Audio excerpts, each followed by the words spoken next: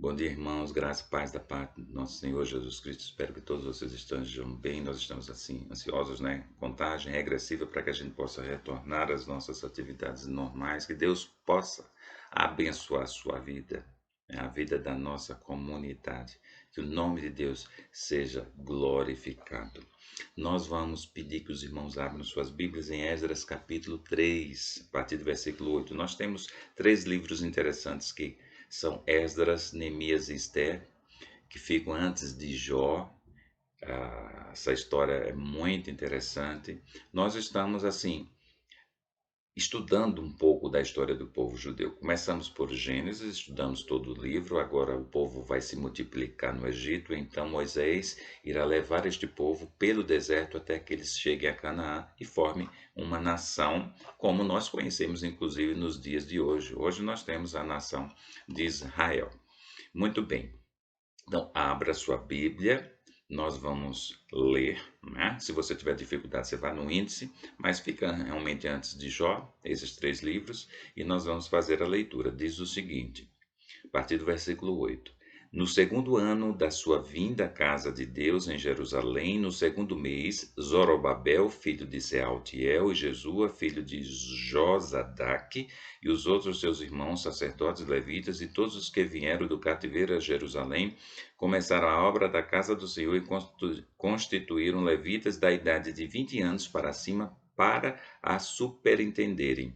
Então se apresentaram Jesua com seus filhos e seus irmãos, Cadmiel e seus filhos, os filhos de Judá, para juntamente vigiarem os que faziam a obra da casa de Deus, bem como os filhos de Enadab, seus filhos e seus irmãos, os levitas. Quando os edificadores lançaram os alicerces do templo do Senhor, apresentaram-se os sacerdotes paramentados e com trombetas, e os levitas, filhos de Asaf, com símbolos para louvarem o Senhor, segundo as determinações de Davi, rei de Israel.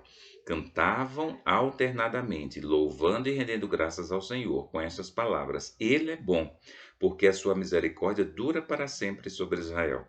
E todo o povo jubilou com altas vozes, louvando ao Senhor por se terem lançado os alicerces da sua casa. Porém, muitos dos sacerdotes, levitas e cabeças de famílias, já idosos, que viram a primeira casa, choraram em alta voz, quando à sua vista foram lançados os alicerces desta casa. Muitos, no entanto, levantaram as vozes com gritos de alegria, de maneira que não se podiam discernir as vozes de alegria das vozes do choro do povo, pois o povo jubilava com tão grandes gritos que as vozes se ouviam de muito longe. Deus abençoe a sua palavra. Nós vamos explicar um pouco desse contexto histórico aqui do que lemos. Primeiramente, nós vamos orar. Senhor Deus, nós queremos te agradecer mais uma vez por estarmos na tua presença, lendo a tua palavra. Que a tua palavra realmente possa nos edificar a cada dia, que o teu povo possa se animar, Senhor, para fazer a tua obra. Nós te agradecemos e te pedimos no nome do teu filho amado Jesus. Amém.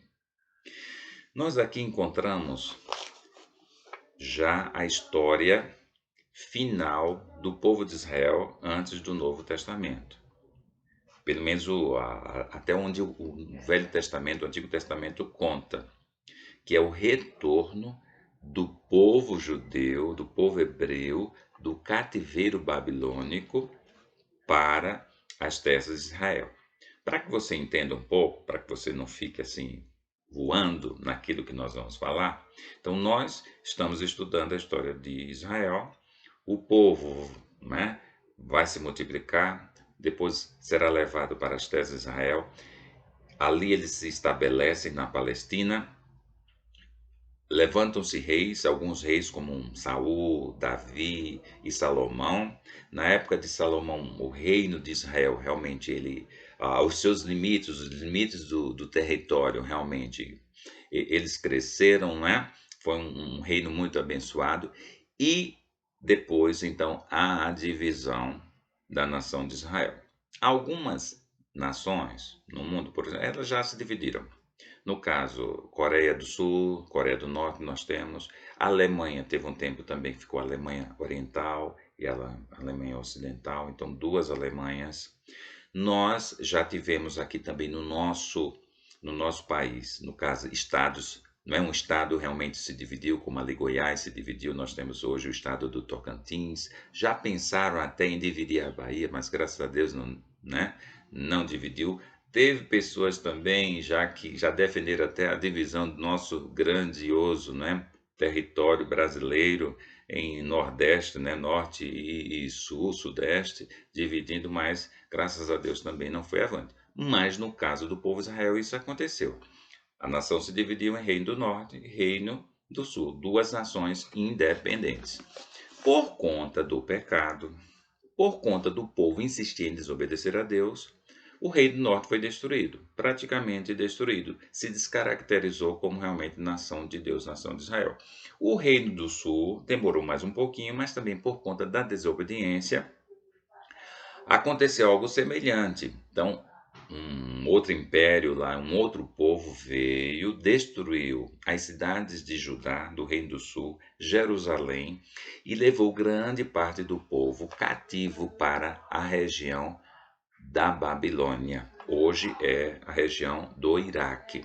Então, o povo foi levado para lá. Mas Deus, ele já havia dito o seguinte: olha, se vocês me desobedecerem, eu vou destruir vocês. Do mesmo jeito que eu coloquei vocês na Palestina, eu vou espalhar vocês, se vocês me desobedecerem. Mas também ele disse: olha, mas se eu espalhar vocês e vocês se humilharem perante mim, eu trago vocês de volta. Então, nós encontramos alguns profetas, algumas profecias relatando que este cativeiro do reino do sul de Judá seria de apenas 70 anos. A partir daí, então, Deus iria trazer o povo judeu, o povo hebreu, de volta para as suas terras. E isso realmente aconteceu, e é o que narra, é o que conta realmente esses livros de Esdras e Neemias, o retorno do povo. Então, o que nós lemos aqui é realmente o início da reconstrução do templo de Jerusalém e das cidades ali de Judá. Por providência divina, Deus realmente tocou no coração de um imperador e ele então permitiu que o povo voltasse para a Palestina, onde eles anteriormente habitaram. E não somente isso, mas ele possibilitou que o povo levasse ouro, prata, né? Ele possibilitou que os materiais necessários para a reconstrução de Judá realmente fossem dados realmente ao povo. Mandou, né, inclusive o governador Zorobabel foi o primeiro governador, a primeira leva foi mais ou menos de 50.000 pessoas, e aqui nós lemos então o lançamento dos alicerces do templo que havia sido destruído. Primeiramente, se nós vamos ver no início do capítulo 3, eles começaram pelo altar, a parte mais importante do templo, que ficava fora do templo mesmo, da casa. Né?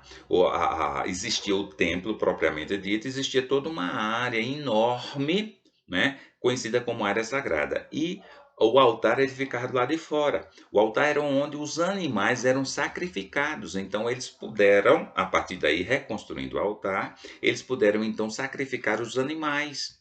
Esses rituais que para a religião judaica era muito importante. E é interessante que eles sacrificavam um pela manhã, outro pela tarde, né? Pelo menos isso era um dos sacrifícios que chamava, um dos rituais que nós conhecemos nas escrituras como sacrifício contínuo, ou seja, não parava, era um de manhã, outra tarde, um de manhã, outra tarde, isso todo dia, todos os dias do ano, né? Que lá o ano realmente do judeu não era de 365 dias, mas nós não vamos falar sobre isso, mas era contínuo. Existiam outros sacrifícios que os próprios habitantes, as pessoas realmente levavam para o sacerdote para que eles sacrificassem, mas já existia de fato, de verdade, esse sacrifício. Um sacrifício de manhã, outro sacrifício à tarde, era queimado realmente o sacrifício no fogo do altar, e esse fogo ele permanecia aceso durante todo o dia e durante toda a noite, durante 24 horas, queimando o sacrifício. Isso continuamente. Representando, nós sabemos, o sacrifício do nosso Senhor Jesus Cristo. O sacrifício ele tem uma relação com o perdão.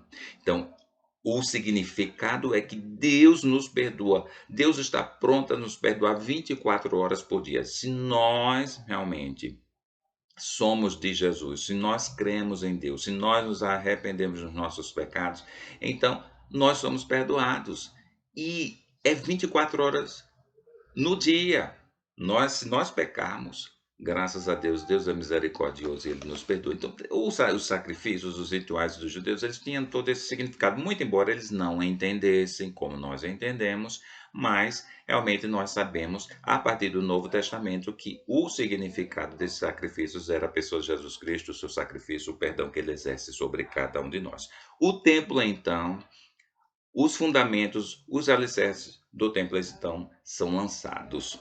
E aí nós vimos que aqueles que viram a glória do primeiro templo choravam. Aqueles que realmente conheciam o primeiro templo choravam.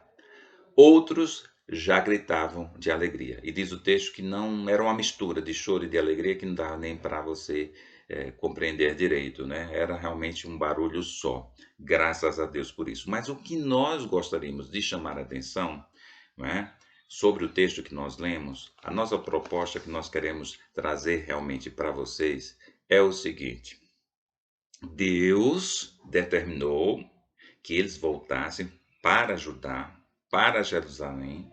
Deus determinou que eles reconstruíssem o templo. Isso tudo foi providência divina, foi mandamento divino. Mas nós vamos encontrar que eles tiveram dificuldades. Então, muitas coisas nas nossas vidas é propósito de Deus. Deus tem um propósito para a sua vida, mas não espere que realmente tudo isso vá acontecer sem dificuldades. Nós temos um inimigo que é Satanás. Ele realmente, a sua obra, a sua missão e o que ele deseja é impedir que a obra de Deus avance. É que os propósitos realmente de Deus na sua vida, eles não avancem. Ele não quer que você cresça espiritualmente. Ele não quer que você pregue o evangelho. Ele não quer realmente que a obra de Deus ela seja realizada. E nós vemos isso nessa história, porque claramente, se você conhecer com mais detalhe, se você realmente for ler esses três livros interessantes que é Esdras, Neemias e Esther, você vai verificar que foi propósito divino. Deus realmente foi quem determinou que o povo retornasse e foi quem determinou que realmente as cidades de Judá, especificamente, particularmente Jerusalém, o templo, realmente, tudo isso fosse reconstruído. Então, nós vamos verificar aqui algumas estratégias de Satanás para impedir que a obra de Deus avance. Eu gostaria de chamar a atenção de você para isso. Antes não, nós já lemos o texto, né? Mas nós vamos só repetir antes de irmos para a estratégia de Satanás, nós vamos repetir o versículo 13 do capítulo 3 que diz: De maneira que não se podiam discernir as vozes de alegria das vozes do choro do povo, pois o povo jubilava, né? Se alegrava com tão grandes gritos que as vozes se ouviam de muito longe. Então nós vamos ver aí um povo humilde, um povo que realmente se arrependeu dos seus pecados, um povo que entendeu que todas as coisas que aconteceram de ruim, Deus permitiu por conta do pecado. Um povo que se arrependeu e agora estava retornando para as terras de Judá. Começaram a reconstruir o templo e então começaram as dificuldades. Nós vamos verificar que uma das estratégias realmente de Satanás se chama desânimo. No versículo 4 do capítulo 4, nós vamos encontrar o seguinte: Então as gentes da terra desanimaram o povo de Judá, inquietando no edificar.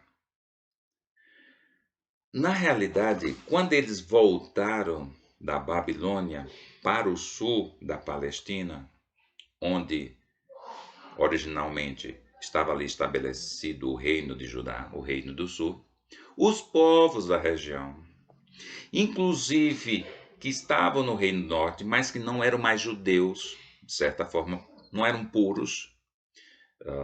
Não dá para a gente explicar todos os detalhes, mas as regiões foram invadidas, toda a Palestina foi invadida por outros povos, as cidades foram destruídas, mas esta região da Palestina ela não ficou totalmente desabitada, não. Não ficou. Os judeus eles foram levados, né, principalmente os mais sábios, os mais inteligentes, os mais ricos, os mais nobres, foram levados para a Babilônia. Alguns pobres ficaram ali na região de Judá. O do sul, que tinha sido destruído há tempos atrás, anos e anos atrás, também vieram os outros povos e habitaram ali, se misturaram. Não é? Os judeus que habitavam anteriormente foram destruídos, mas outros povos habitaram na região. Então, existiam muitos povos ao redor de Judá, povos que não eram judeus propriamente dito. E quando esse povo que veio, esses 50 mil, né, que vieram da Babilônia para reconstruir a cidade de Judá e o templo, quando eles começaram a reconstruir, lançaram os fundamentos do templo, então os povos que estavam à volta, que não eram propriamente judeus, chegaram para eles e disseram: olha, nós gostaríamos de ajudar vocês, mas eles disseram: vocês não são judeus. Então, vocês não vão poder nos ajudar. E isso irritou, né, esses outros povos. Se eles fossem boas pessoas, bem intencionadas, eles cada um ia para o seu canto, paciência, né? E não se incomodariam. Mas diz o texto que eles ficaram então com inveja, com raiva, com todo sentimento negativo, e nós sabemos que quem coloca esses sentimentos realmente é Satanás. Então Satanás os usou, porque a Bíblia diz que Satanás usa os filhos da desobediência. Então usou esses povos que estavam ao redor do reino do sul para desanimar os judeus que estavam reconstruindo o templo. Então, o primeiro destaque que nós gostaríamos de fazer aqui realmente era o desânimo, ou é o desânimo, que Satanás coloca em nossos corações, tenta colocar. Levanta muitas vezes pessoas para dizer: olha, você não é crente, você realmente é uma pessoa que não tem sucesso, você é uma pessoa que faz isso, isso, isso, você é assim, sua família realmente não presta. Começa a perturbar, começa a colocar coisas na sua cabeça. A obra que você faz não irá adiante, né? Você não conseguirá pregar o evangelho, você não conseguirá influenciar as pessoas e começa a colocar coisas negativas em nossas cabeças para que nós realmente possamos desfalecer, desanimar e não continuar a obra. Então, isso é uma arte de Satanás. A palavra de Deus é clara em dizer isso. E realmente eles inquietaram, perturbaram. E olha, às vezes a gente desanima mesmo, né? Às vezes a gente vê tantas dificuldades, Satanás coloca tantas dificuldades também, não só essas palavras nos nossos ouvidos, mas as dificuldades que ele cria realmente para tirar as nossas forças. Então precisamos entender que isso não vem da parte de Deus e que essas coisas vão acontecer. Nós vemos Paulo também dizendo lá, olha, lá em Tessalonicenses disse, olha, eu já planejei ir ver vocês algumas vezes, mas Satanás não permitiu. Ele realmente impediu. Então, cria dificuldades para que a gente desanime. Então, precisamos ter sabedoria para entender quando essas coisas acontecerem, isso veio de um endereço certo, que é da mente de Satanás. Então precisamos ter cuidado para nós agirmos de forma contrária. Se alguém vier nos desanimar, se alguma situação vier nos desanimar, então nós precisamos agir de forma contrária e dizer: eu vou continuar a obra de Deus, eu vou testemunhar da obra de Deus. Agora, nós precisamos entender que Satanás ele usa também outras estratégias. Uma outra que eu gostaria de mostrar, que também está nesse texto, é a partir do versículo 5, que diz que esses povos que viviam ao redor, que tentaram desanimar realmente os construtores, ele diz aqui o texto, eles alugaram não é?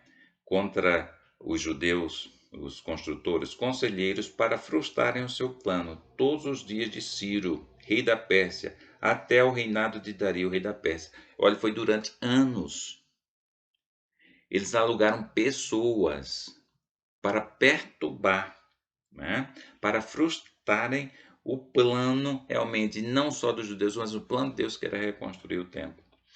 No princípio do reinado de Assuero, um dos imperadores, escreveram uma acusação contra os habitantes de Judá e de Jerusalém. E nos dias de Artaxerxes, rei da Pérsia, Bislão, Mitredate, Tabiel e os outros seus companheiros lhe escreveram. A carta estava escrita em caracteres aramaicos na língua siríaca. Nós vamos ver o que foi que eles escreveram, preste atenção aqui. Nós vamos encontrar no final do versículo 12, diz assim: eles disseram na carta: olhe, esses judeus, esses habitantes de Jerusalém e Judá que estão reconstruindo o templo, eles estão reedificando aquela rebelde e malvada cidade, vão restaurando os seus muros e reparando os seus fundamentos. Olhe, aquela cidade é má, aquela cidade é rebelde, já começou dessa forma. No versículo 13 também ele diz: olha, esse povo, eles não vão pagar os direitos, eles não vão pagar os impostos, não vão pagar os pedágios e assim causarão prejuízos ao rei. Naquele tempo, os impérios, eles dominavam os países e as cidades e cobravam impostos dessas cidades. Era normal isso acontecer no tempo passado. E até hoje não é diferente, não. E eles então estão dizendo: olha, este povo é rebelde e ele não paga imposto. É um povo que realmente não paga pedágio. É um povo que não obedece ao império de forma alguma. Olhe a coisa, né? A coisa acontecendo. Olha as acusações contra o povo de Deus diante do imperador, diante do rei, levantando falso testemunho para colocar o rei contra o povo de Deus. Porque o primeiro rei que havia mandado essa parcela de 50 mil pessoas para reconstruir a cidade já tinha morrido. Agora já era outro. E então eles aproveitaram para mentir, para dizer acusações contra o povo de Deus e fazer, não é, a entrega entre o rei e os habitantes de Judá. Mais adiante, no versículo 15, ele diz bem assim, não é? A fim de que se busque no livro, ele diz, olha, busque no livro das crônicas dos pais, realmente, desse povo, e você vai ver que lá vai dizer, não é? Se achará que essa cidade, Jerusalém, foi rebelde e danosa aos reis e às províncias que nela tinham havido rebeliões desde os tempos antigos, pelo que foi a cidade destruída. Então, nessa carta, escreveu uma carta para o rei falando mal de Jerusalém, falando mal de Judá e do seu povo, falando que realmente era uma cidade má, uma cidade rebelde, que se revoltava contra os impérios, que se revoltava contra os reis, para criar uma intriga. E conseguiu. Porque então o rei disse: olha, tem que parar o serviço.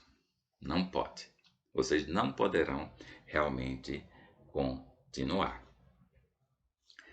Satanás é assim. Ele nos acusa. Ele usa o desânimo, mas ele também faz intrigas, nos acusa perante as autoridades, nos acusa perante as pessoas, levanta falso testemunho para criar todos esses embaraços. Por isso nós precisamos ter cuidado. Sabe por quê? Porque ele levanta falso testemunho. Mas se você cometer erros, se eu cometer erros, ele vai aproveitar isso. Lá em Apocalipse, capítulo realmente 12 e o versículo 10, nós vamos encontrar o seguinte: e então ouvi grande voz do céu proclamando: agora veio a salvação, o poder, o rei do nosso Deus, a autoridade do seu Cristo, pois foi expulso o acusador de nossos irmãos, o mesmo que os acusa de dia e de noite diante do nosso Deus. Então, o prazer dele é acusar. É dizer, olha, fulano é assim, é errado, como ele fez com Jó. Né? Ah, Jó só é assim porque ele tem tudo. Então ele chega para Deus e diz, olha, se você cometeu um erro, a primeira coisa que ele vai fazer é chegar diante de Deus e dizer, olha, aquele fulano, seu servo, fez isso. Aquele fulano que disse que é seu servo fez assim, fez assado. E ele não só acusa diante de Deus, se acusa diante das autoridades, se acusa diante das pessoas. Se ele puder envergonhar você, se ele puder realmente destruir a sua vida e a sua reputação, ele vai fazer. Então nós precisamos ter cuidado, meus irmãos, com relação à nossa vida. Precisamos lutar em oração para vencer o pecado, porque ele vai tentar você. Ele tentou a Jesus e vai tentar você para que você caia e depois ele possa realmente sujar o seu nome, para que ele possa, então, acusar você perante Deus e perante a sociedade. Nós temos um inimigo estrategista, que ele usa todas essas estratégias para impedir que o reino de Deus avance, para que você seja usado para a glória e honra de Deus. Outra estratégia de Satanás, e nós vamos ficar por esta, não é? Por enquanto, é a mentira que nós já falamos aqui. Jesus, realmente, em João capítulo 8, versículo 44, ele vai dizer que Satanás é o pai da mentira. Ele inventou a mentira. Ele foi o primeiro lá que mentiu no Éden. Ele mentiu. Ele disse algo que Deus não falou. E é isso que ele usa. Ele usa diante das pessoas do mundo para que as pessoas não creiam na palavra de Deus. E ele mente também para os crentes. Olhe, hoje nós estamos vivendo um momento muito difícil no mundo com relação ao cristianismo, porque mentiras têm sido levantadas, inclusive em igrejas que se dizem evangélicas e não são. Líderes que dizem que são evangélicos, mas não são, e usam a mentira para enganar o povo, para fazer comércio do povo, para que o povo não conheça a salvação de nosso Senhor Jesus Cristo. Satanás ele usa a mentira. Isso é algo muito próprio dele. Talvez, acredite até que as outras estratégias dele, como nós falamos, desânimo, acusação, tudo e outras que nós vamos falar, tudo tem a ver um pouco com a mentira. Ele realmente é a mentira em verdade. Assim como Jesus é a verdade, ele é a mentira. Ele é a personificação da mentira. Então, toda mentira realmente tem a ver com Satanás. Então, por isso que nós sempre falamos, a mentira não pode estar em nossa boca.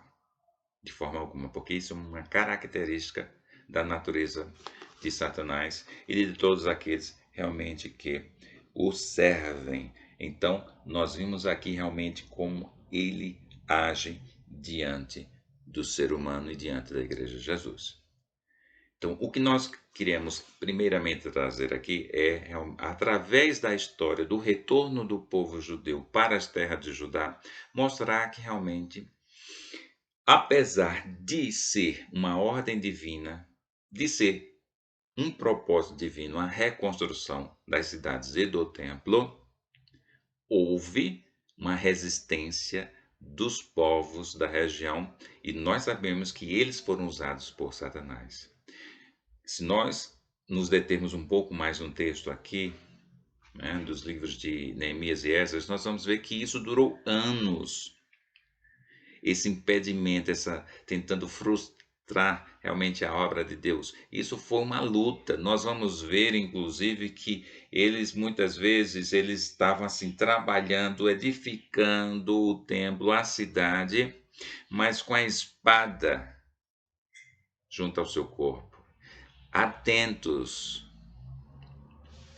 Eram vigiando dia e noite contra os inimigos, mas não deixaram de fazer a obra a partir do mandato de Deus, porque se nós formos ver lá em Ageu e Zacarias, que são contemporâneos aqui desta época, nós vamos ver que chegou um momento que Deus disse, olha, vocês pararam por quê? Quem foi que mandou parar? Às vezes Deus precisa falar para a gente assim. Satanás levantou falso testemunho. Satanás realmente levantou mentiras. Satanás acusou realmente, criou situações de dificuldades. Mas Deus, ele é quem ordena e quem ele manda. E ele lá em Ageu, nós vamos ver que lá nos primeiros capítulos, Deus vai dizer assim, espera aí, quem foi que mandou parar? Tem que continuar a obra. E o povo então, né, sob o estímulo do profeta Ageu. Então o povo realmente recomeça e reconstrói as cidades de Judá. Pena que essas coisas assim, essa desobediência com relação à palavra de Deus é uma coisa cíclica, não é? Nós vamos ver na história do povo judeu e também na história da igreja do nosso Senhor Jesus Cristo. Como o Tiago diz, né? Como a onda do mar, vai para frente, vai para trás. Uma hora tá bom, outra hora tá ruim. Uma hora realmente crê em Deus, outra hora não querer. Uma hora obedece, outra hora desobedece. Então, realmente isso é uma característica, foi uma característica e ainda é uma característica desse povo de Israel que foi levantado por Deus e também é uma característica da Igreja de Nosso Senhor Jesus Cristo. Nós precisamos ser cautelosos, cuidadosos, meus irmãos, para fazer a obra de Deus, para não desanimarmos, para termos cuidado com as acusações de Satanás, com as mentiras de Satanás, sabendo que Deus é o nosso Senhor grandioso. Ele é uma rocha firme, ele é como uma montanha que não se abala, ele tem todo o poder no céu e na terra, ele vai nos ajudar, com certeza, a cumprirmos realmente os propósitos de Deus para a nossa vida. Que Deus realmente abençoe a sua vida e que você seja usado grandemente para a glória de Deus.